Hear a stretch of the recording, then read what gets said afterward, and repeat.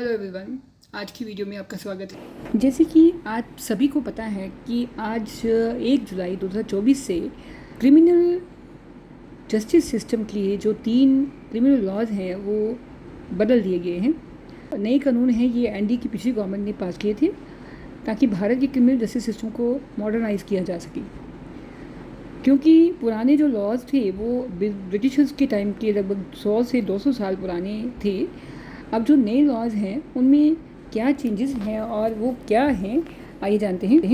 अब जो सीआरपीसी जो 1973 का लॉ था उसको रिप्लेस करके उसकी जगह भारतीय नागरिक सुरक्षा संहिता 2023 में बदला गया है।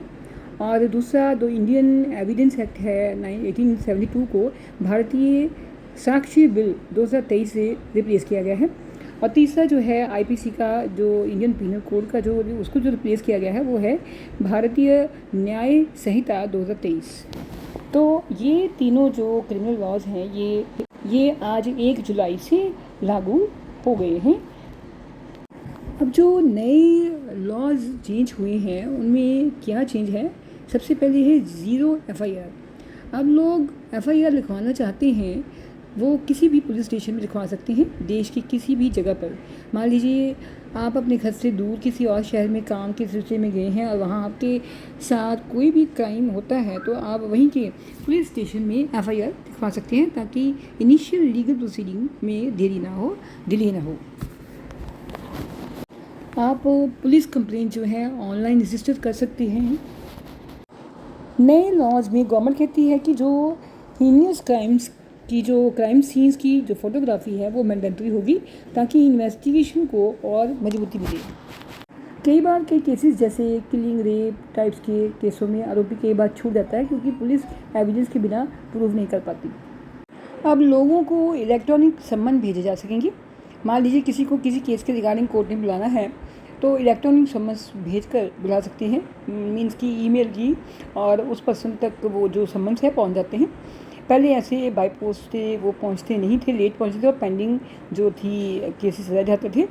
तो अब पेंडिंग नहीं होंगे, तेज़ी से काम होगा।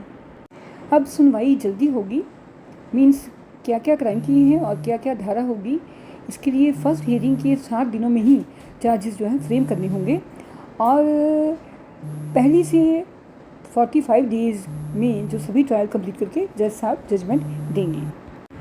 बच्चों और औरतों के खिलाफ जो क्राइम्स होंगे उनको सेंसिटिव तरीके से हैंडल किया जाएगा, जिसमें विक्टिम की स्टेटमेंट की रिकॉर्डिंग फीमेल ऑफिसर द्वारा की जाएगी और मेडिकल रिपोर्ट्स भी फास्टर होंगी। ऐसे क्राइम्स जैसे शादी का झूठा वादा करके फीमेल को एक्सप्लॉइट करना, माइनर्स के साथ गैंग रेप करना या मॉब लिंचिंग में नए प्रोविजंस को एमर्ज करना या डालना शामिल होगा। इस बार पहली बार ऐसा हुआ है कि टेररिज्म की डेफिनेशन मीन्स आतंकवाद की परिभाषा को डाला गया है, जिसमें देश की इकोनॉमिक सिक्योरिटी की स्कोप को एक्सपैंड किया गया है। अब आईपीसी की जिसको भारतीय न्याय संहिता में बदला है तो उसके जो सेक्शंस हैं उनके नंबर्स को भी कम किया गया है, जिसमें काफ़ी सेक्शन जो है ओवरलैप हो रहे थे। अब जो ओवरलैप होने वाले सेक्शंस एक दूसरे में मर्ज होंगे और उनकी लैंग्वेज जो भाषा है वो भी सिंपल होगी ताकि आम नागरिक जो है उसको आसानी से समझ सके। अब इसमें ओपोजिशन के द्वारा क्रिटिसिज्म भी किया जा रहा है क्योंकि ये जो न्यू लॉज हैं, ये जो न्यू क्रिमिनल लॉज हैं, कॉलोनियल एरा रेगुलेशन लॉ को अपडेट किया गया है। अब ओपोजिशन का कहना है कि अगर पुलिस कस्टडी जो 15 दिनों की होती थी उसका 60 दिन करने से आरोपी की लाइफ को रिस्क में पड़ सकती है। और दूसरा जो यापा है, अनलॉफुल एक्टिविटी प्रिवेंशन एक्ट, उसमें पुलिस ऑफिसर्स को चॉइस दी गई है कि वो न्यू लॉ के अकॉर्डिंग काम करें या जो एग्जिस्टिंग यापा के अकॉर्डिंग। इसकी कोई भी क्लियर गाइडेंस नहीं है, इससे कई तरह की वायलेशन हो सकती है। तीसरा, इनके अकॉर्डिंग जो नए लॉज हैं उनमें टेररिज्म या ऑर्गेनाइज क्राइम्स या देश की जो संप्रभुता है उसको एंडेंजर है, उनको वेगली वर्डेड ऑफेंस जो है इंट्रोड्यूस किया है।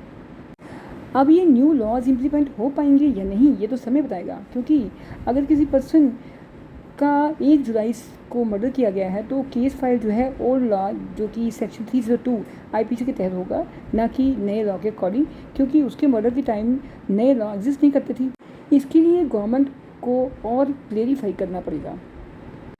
सुप्रीम कोर्ट में नए लॉज की इम्प्लीमेंटेशन के लिए प्ली डाली गई है, जिसमें ये कहा गया है कि ये जो लॉज हैं इम्प्लीमेंट नहीं होने चाहिए। प्ली में ये कहा गया है कि इम्प्लीमेंट के रिगार्डिंग गवर्नमेंट और अपोजिशन पार्टी के बीच में कोई भी डिस्कशन नहीं हुई, और उसके कारण 100 से ज़्यादा जो है अपोजिशन मेंबर्स थे वो सस्पेंड कर दिए गए। अब देखते हैं कि सुप्रीम कोर्ट इसके बारे में क्या कहते हैं।